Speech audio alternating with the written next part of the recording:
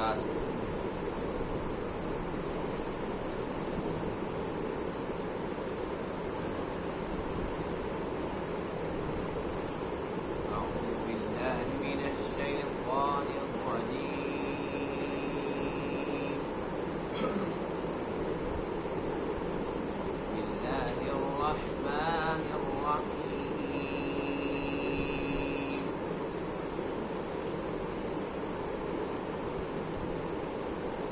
ونبئهم عن ضيف إبراهيم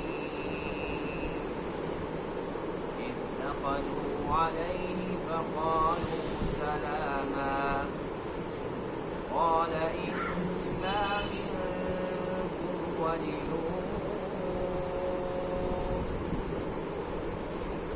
قالوا لا توجل إنا نبشرك بغلام عليم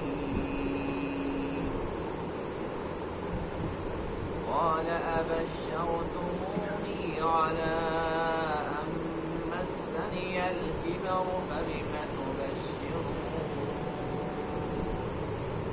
قالوا بشرناك بالحق فلا تكن من القانطين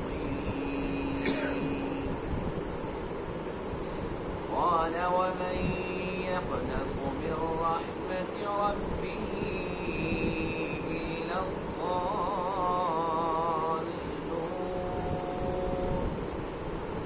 قال فما خطبكم أيها المرسلون قالوا إنا أرسلنا إلى قوم مجرمين إلا آل لوط إنا لمنجوهم أجمعين إلا امرأته قدرنا إنها لمن الغابرين صدق الله العظيم۔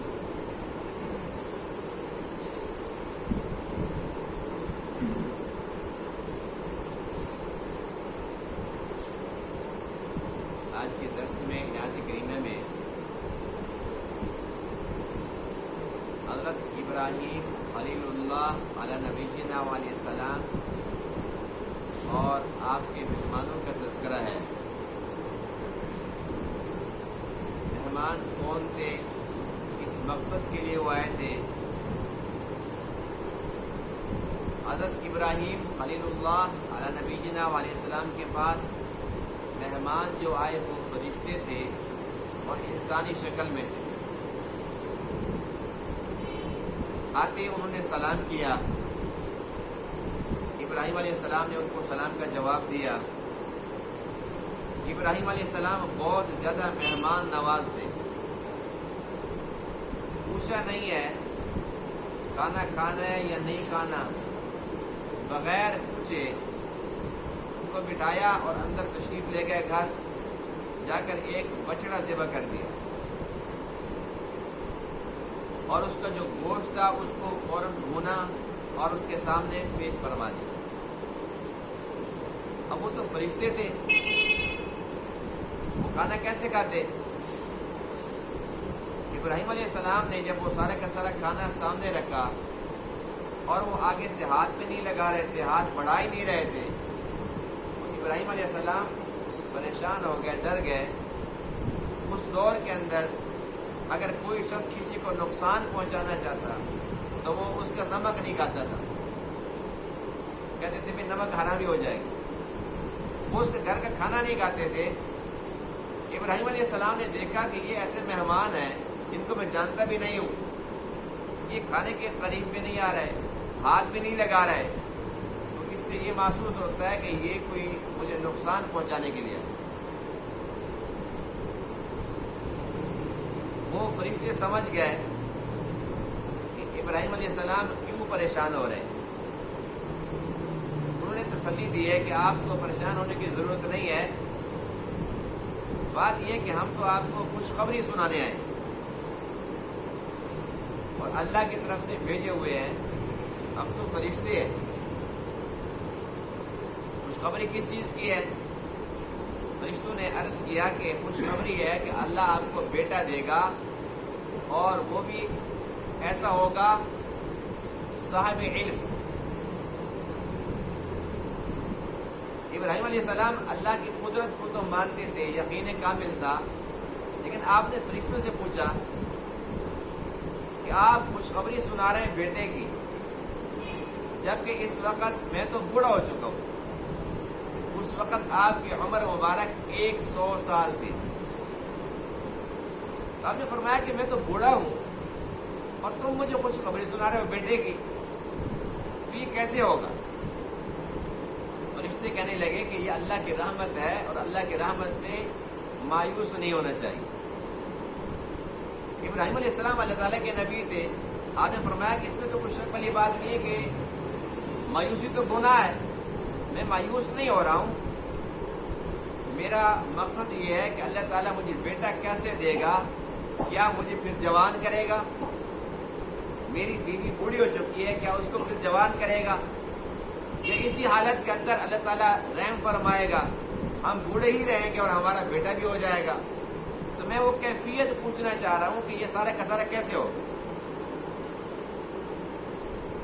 بہرحال جب یہ ساری کی ساری باتیں ہو گئی، ابراہیم علیہ السلام کے دل میں یہ خیال آیا کہ یہ فرشتے اتنے سارے، ایک دو نہیں ہے، جبرائیل بھی ہیں، اس کے اندر میکائیل بھی ہیں، یہ 2 بڑے فرشتے ہیں، اور باقی بھی فرشتے ہیں، تقریباً تعداد 8 یا 10 لکھی۔ اب اتنے فرشتے آ رہے ہیں اور وہ صرف یہ بتلانے کے لیے کہ ابراہیم خوشخبری ہے، اللہ تجھے بیٹا دے گا، یہ بات دل کو نہیں لگتی، اس لیے کہ اللہ کی طرف سے تمام نبیوں کے لیے جو قاصد تھا وہ ایک ہی فرشتہ ہے، جبرائیل امین علیہ السلام۔ ابراہیم علیہ السلام سوچ میں پڑ گیا کہ اکیلا جبرائیل آ جاتا، لیکن یہ سارے کے سارے آئے صرف اور صرف خوشخبری دینے کے لیے، یہ بات میری سمجھ سے بالا تر ہے۔ اسی لیے آپ نے پھر پوچھ لیا، اے فرشتوں یہ بتلاؤ اصل بات کیا ہے؟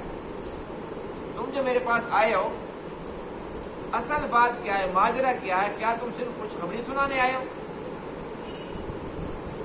جو آپ کا شک تھا وہ درست ثابت ہوا۔ وہ فرشتے کہنے لگے کہ نہیں، ہمارا مقصد کچھ اور ہے۔ کیا مقصد ہے؟ انہوں نے عرض کی کہ ہمارا مقصد یہ ہے کہ ہم قوم لوط کے لیے آئے ہیں، اللہ کا ان کے اوپر عذاب آنے والا ہے۔ ان لوگوں نے شیطانی کام کیا اور بہت زیادہ کیا اور کھلے عام کیا، اللہ کو ناراض کر دیا ہے۔ اب اللہ تعالیٰ نے ہمیں بھیجا ہے کہ ہم وہاں جائیں اور ان کے اوپر عذاب نازل ہو۔ بس لوط علیہ السلام اور ان کے گھر والوں کے اندر بھی آپ کی بیوی تو شامل نہیں تھی، بیوی بھی کافرہ تھی۔ انہوں نے بتلا دیا کہ وہ پیچھے رہ جائے گی، اور ان کی جو بیٹی ہیں اللہ تعالیٰ ان کو اور لوط علیہ السلام کو اس سے محفوظ رکھے گا، اور باقی جو بھی امت ہے جو اس گناہ کے اندر مبتلا تھی وہ ساری کی ساری ہلاک ہو جائے گی۔ یہاں سے ہو کر پھر فرشتے وہاں پہنچے، پھر وہاں کیا حالات ہوئے اس کا ذکر انشاءاللہ کل کے درس میں ہوگا۔ آج کے درس میں اتنی ہی بات تھی، اس کا ترجمہ دیکھیے۔ وَنَبِّئْهُمْ عَنْ ضَيْفِ إِبْرَاهِيمَ، اور آپ ان کو خبر دیجئے ابراہیم علیہ السلام کی مہمانوں کے متعلق۔ اذ دخلوا علیہ، جب وہ ابراہیم علیہ السلام کے پاس آئے، وقالوا سلاما، تو انہوں نے سلام کیا، انہوں نے کہا السلام علیکم۔ قال انا منکم وجلون، ابراہیم علیہ السلام نے ارشاد فرمایا کہ بے شک ہم تم سے ڈرنے والے ہیں۔ وہ ساری تفصیل میں نے عرض کر دی ہے کہ وہ کیا بات ہوئی تھی، کیوں ڈر رہے تھے، حقیقت کیا تھی۔ قالوا، وہ مہمان کہنے لگے، لا توجل، آپ نہ ڈریں، انا نبشرک، بے شک ہم آپ کو خوشخبری سناتے ہیں، جو غلام علیم، ایک لڑکے کی جو علم والا ہوگا۔ قال، ابراہیم علیہ السلام نے فرمایا، ابشرتمونی، کیا تم مجھے خوشخبری سناتے ہو علی ام مسنی الکبر، اس کے باوجود کہ مجھے تو چھو لیا ہے بڑھاپے نے، میں تو بوڑھا ہو چکا ہوں، فبما تبشرون، بس تم کس چیز کی خوشخبری سناتے ہو؟ قالوا، وہ مہمان کہنے لگے بشرناک بالحق، ہم نے آپ کو خوشخبری سنائی حق کے ساتھ، فلا تکن من القانطین، بس آپ نہ ہو جائیں مایوس ہونے والوں میں سے۔ قال، ابراہیم علیہ السلام نے فرمایا ومن یقنط من رحمت ربہ، اور کون ہے جو مایوس ہو اپنے رب کی رحمت سے، الا الضالون، سوائے ان کے جو گمراہ لوگ۔ قال، ابراہیم علیہ السلام نے فرمایا فما خطبکم ایھا المرسلون، بس کیا حال ہے، کیا معاملہ ہے اے بھیجے ہوئے، اے فرشتوں، اصل بات کیا ہے؟ کیا تم صرف خوشخبری سنانی ہے یا کوئی اور بات بھی ہے؟ قالوا، وہ کہنے لگے انا ارسلنا، بے شک ہم بھیجے گئے ہیں، الی قوم مجرمین، اس قوم کی طرف جو مجرم ہے، الا آل لوط، سوائے لوط کے گھرانے کے، انا لمنجوہم اجمعین، بے شک ہم البتہ ان سب کو نجات دیں گے، وہ عذاب سے محفوظ رہیں گے، الا امرأتہ، سوائے ان کی بیوی کے، قدرنا، جس کو ہم نے مقدر کر دیا، انہا لمن الغابرین، کہ بے شک وہ البتہ پیچھے رہ جانے والوں میں سے ہو۔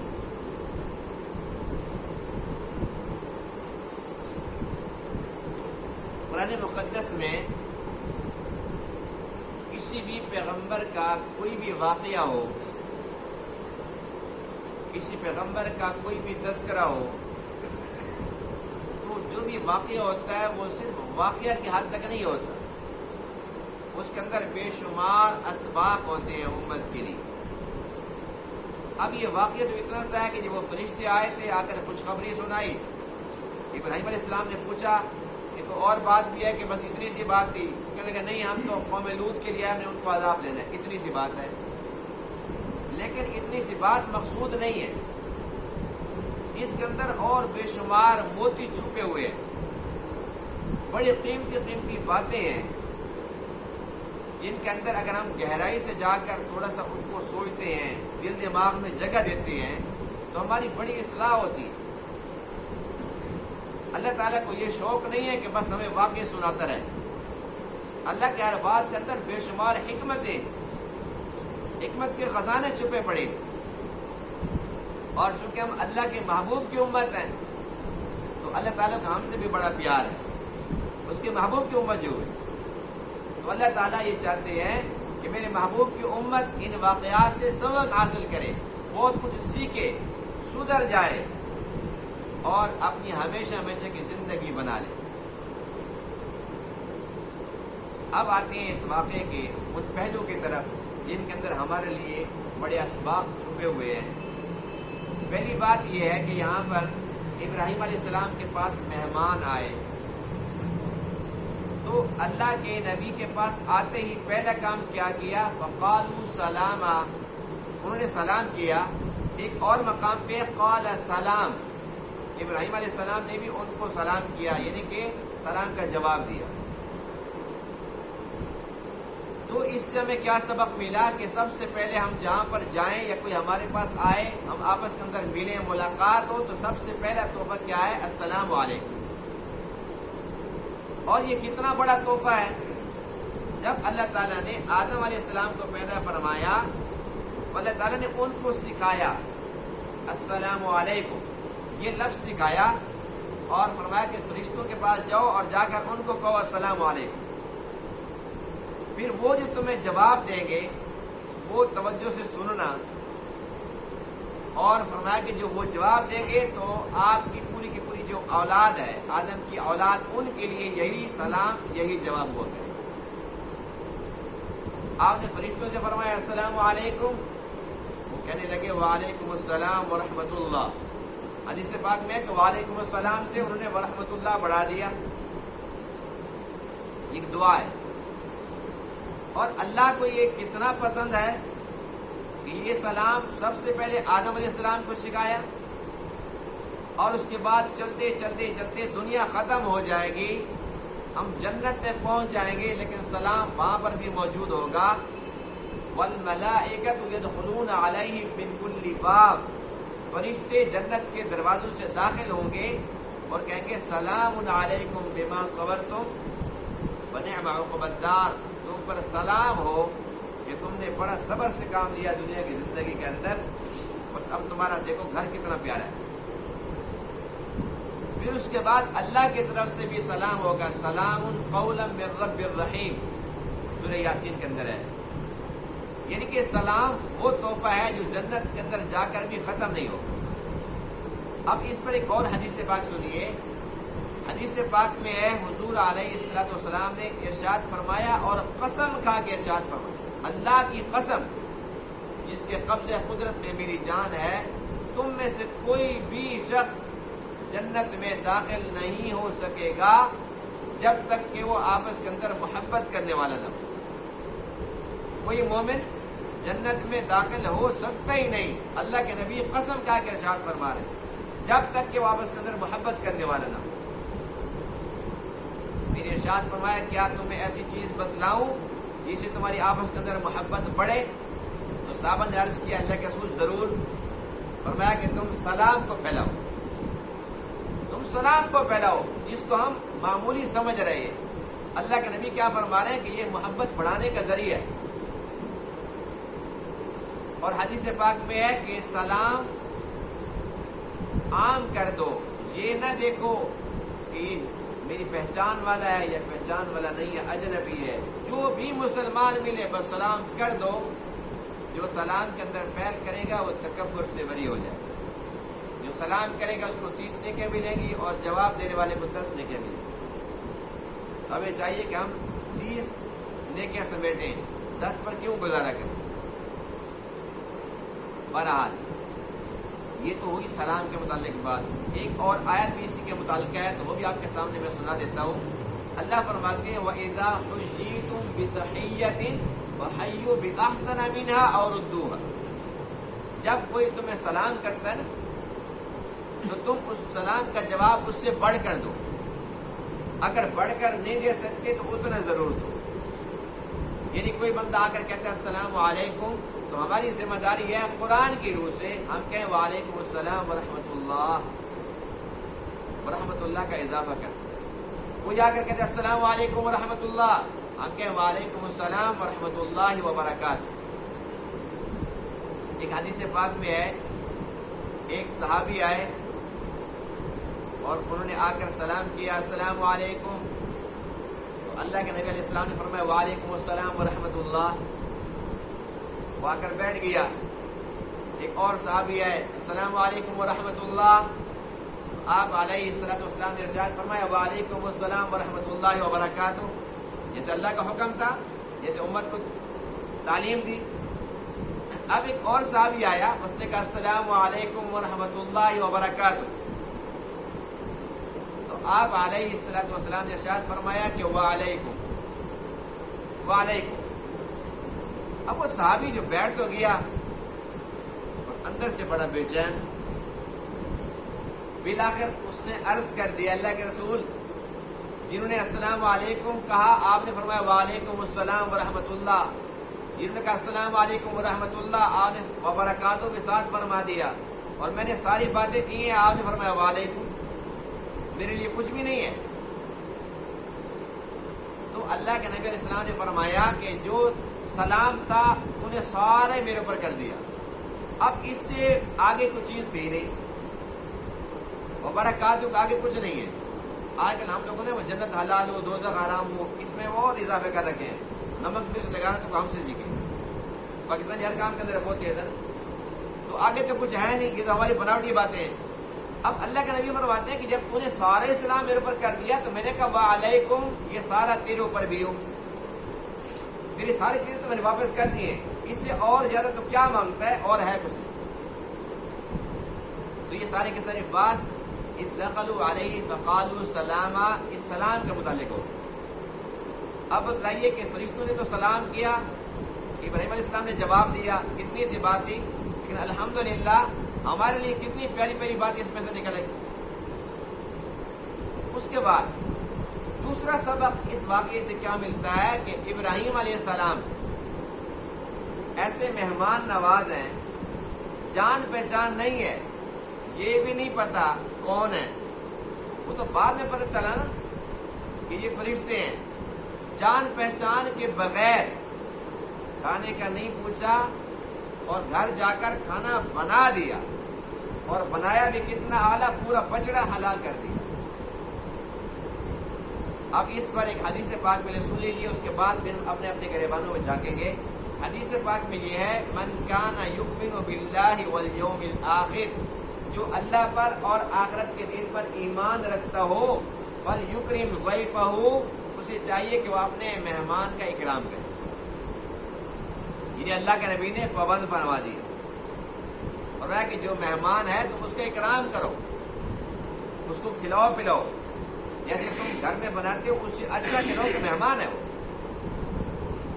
اب اللہ کے نبی کا حکم یہ ہے، اور ابراہیم علیہ السلام کا طرز عمل یہ ہے کہ اس کے لیے یہ نہیں ہے کہ چلو جو بنا پڑا وہ لے آؤ، یہ چلو پہلے پوچھ لوں، ہو سکتا ہے کھانا نہ ہی کھانا ہو۔ تو یہ مہمان کے جو اکرام کے اندر ساری باتیں آتی ہیں کہ مہمان کا ادب کیا ہے۔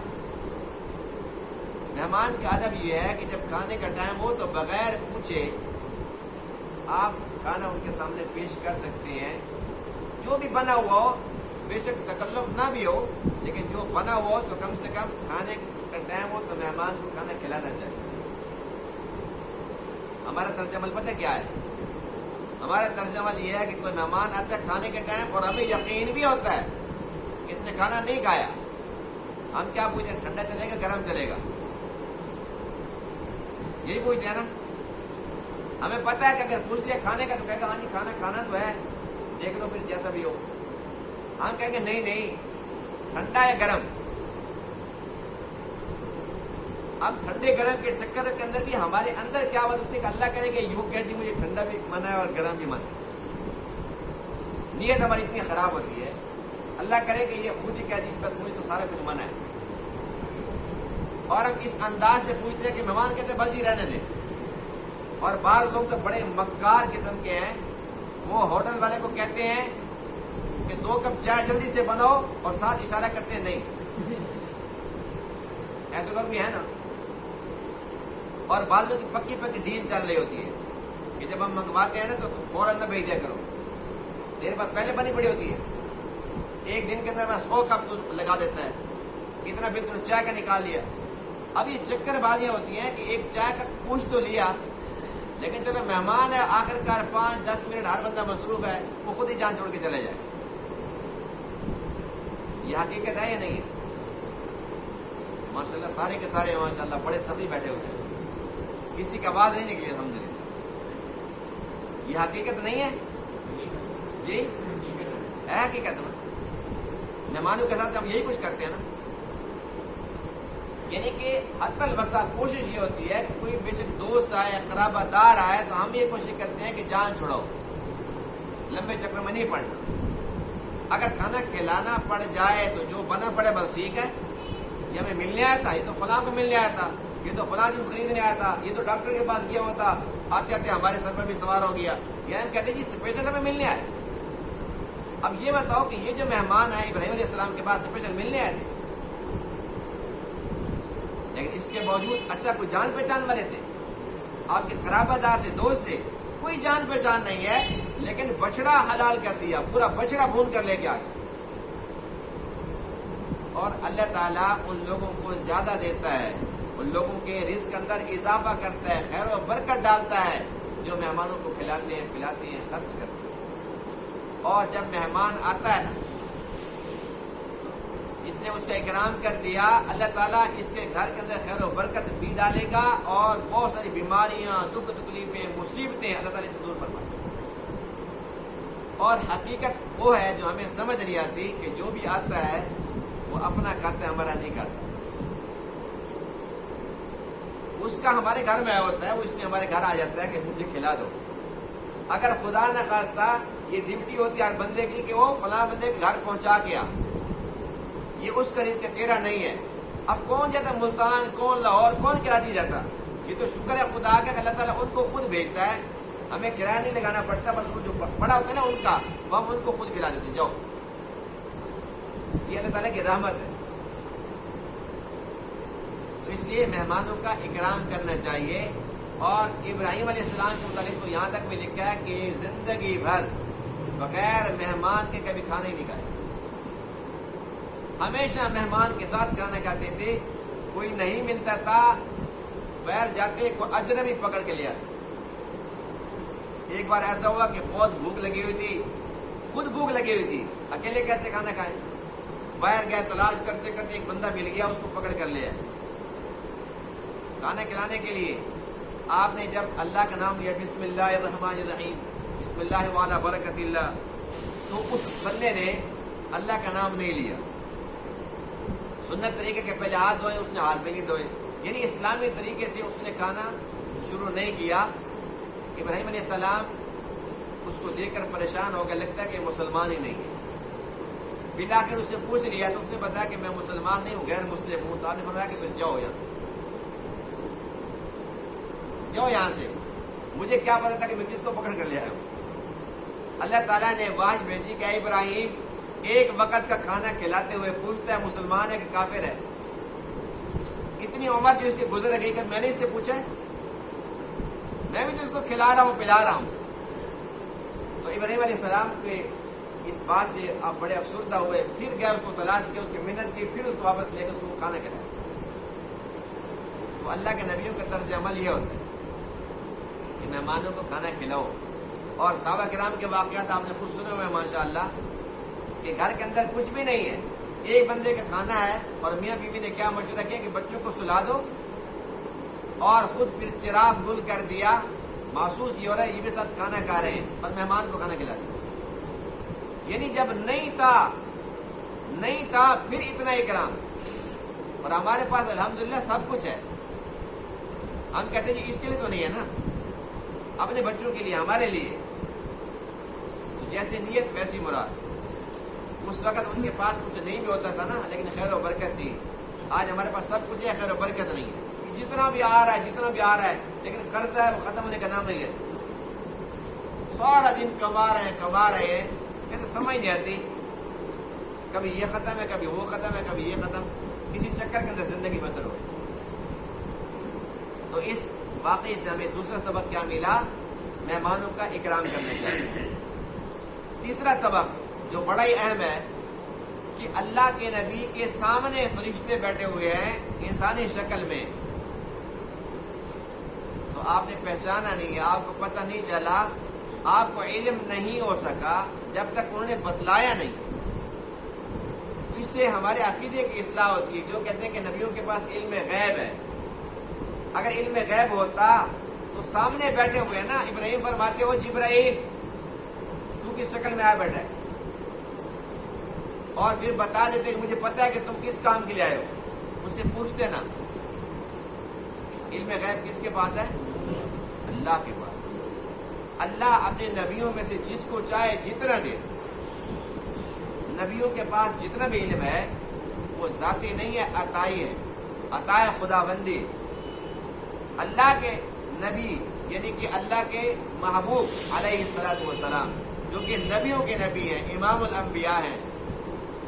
ہمارا عقیدہ، ہمارا ایمان یہ ہے کہ اللہ کے بعد پوری کائنات میں سب فرشتوں سے، سب جنات سے، سب انسانوں سے، سب نبیوں سے زیادہ علم اللہ کے محبوب پر، لیکن اللہ کے مقابلے میں قطرہ بھی نہیں، جیسے سمندر کے مقابلے میں ایک قطرہ ہو اتنا بھی نہیں۔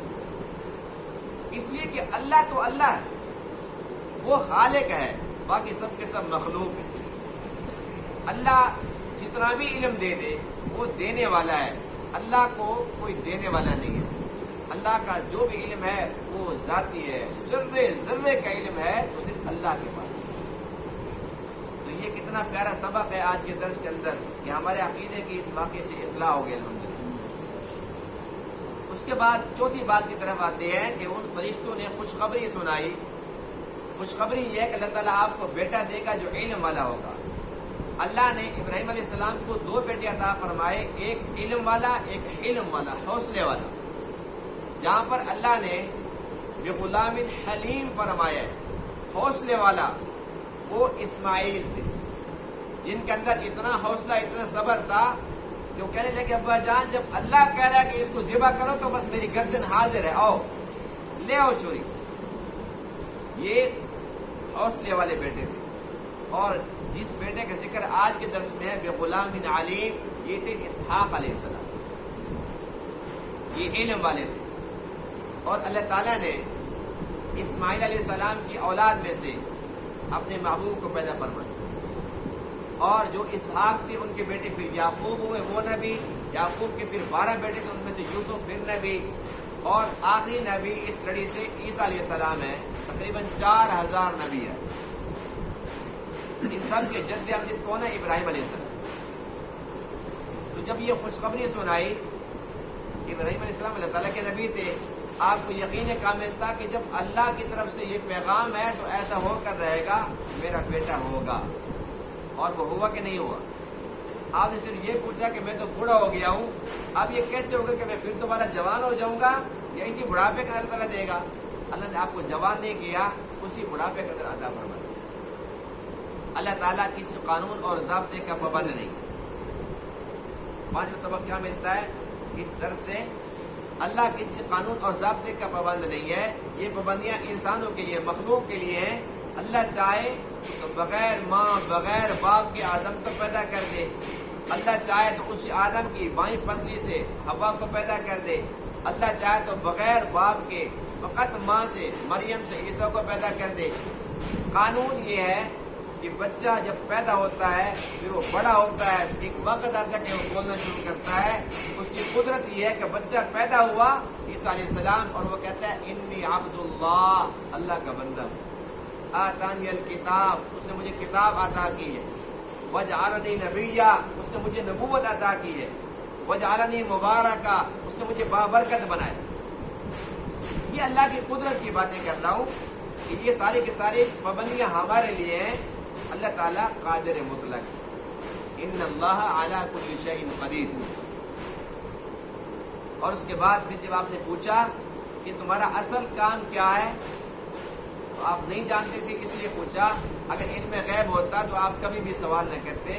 آپ نے پوچھا تو فرشتوں نے عرض کیا انا ارسلنا الی قوم مجرمین، ہم مجرم قوم کی طرف بھیجے گئے ہیں، اور ان سب کو ہم نے ہلاک کرنا ہے سوائے لوط علیہ السلام اور ان کے گھر والوں کی۔ اس کے اندر ان کی بیوی بھی شامل نہیں ہے، اس لیے کہ وہ بھی ان کی قوم کے ساتھ ملی ہوئی تھی، وہ بھی شرک کرنے والی تھی۔ یہ بھی اللہ تعالیٰ کی قدرت ہے۔ لوط علیہ السلام نبی اور اس کی بیوی کافر، نوح علیہ السلام خود نبی اور ان کی بیوی وہ کافر، ان کا بیٹا کافر۔ ابراہیم علیہ السلام اللہ کے نبی، نبیوں کے جد امجد، سگا باپ آزر وہ مشرک، اور امام الانبیاء علیہ السلام نبیوں کے نبی، سگا چاچا ابو طالب وہ ہدایت سے محروم۔ تو یہ اللہ تعالیٰ کی قدرت ہے کہ انسان کی سمجھ سے بالاتر ہے۔ ہر انسان کو چاہیے کہ وہ اللہ تعالیٰ سے ہر وقت ڈرتا رہے۔ جب اللہ تعالیٰ ایسے نبیوں کے گھر، ایسے ایسے لوگوں کو، یعنی کتنا قریبی رشتہ ہے، ان کو ہدایت سے محروم کر سکتا ہے، تو ہم کس چیز کی مولی؟ اگر ہم اللہ کے گھر میں آئے بیٹھے ہیں، اس لیے فخر کرنے کی ضرورت نہیں ہے، اترانے کی ضرورت نہیں ہے، یہ صرف اس کا فضل ہے۔ اس کا فضل شامل حال نہ ہو، اس کی توفیق شامل حال نہ ہو، ہمارے لیے ممکن ہے؟ کوئی انسان اس کے گھر میں کیسے آ سکتا ہے؟ کوئی ہمارے گھر آ کر دکھائے، جب تک ہماری طرف سے اجازت نہ ہو۔ اور ہماری اوقات ہی کیا ہے؟ جب ہمارے گھر کوئی نہیں آ سکتا ہے ایسے بغیر پوچھے، ایسے کوئی منہ اٹھا کے آ کر دکھائے، اللہ کے گھر کو آ سکتا ہے؟ ہم اللہ کا شکر ادا کرتے ہیں، الحمدللہ اس نے ہمیں اپنے گھر میں آنے کی توفیق دی، نماز پڑھنے کی توفیق دی، الحمدللہ اپنا کلام پاک پڑھنے سمجھنے کی توفیق دی۔ تو ہم یہ دعا کرتے ہیں کہ اللہ تعالیٰ اس پر عمل کرنے کی توفیق عطا فرمائے، کیونکہ اصل چیز عمل ہے، عمل سے ہی زندگی بنتی ہے۔ اللہ تعالیٰ عمل کرنے کی توفیق عطا فرما دے، تو یوں سمجھ لے کہ بیڑا پار ہو۔ وآخر دعوانا الحمد للہ.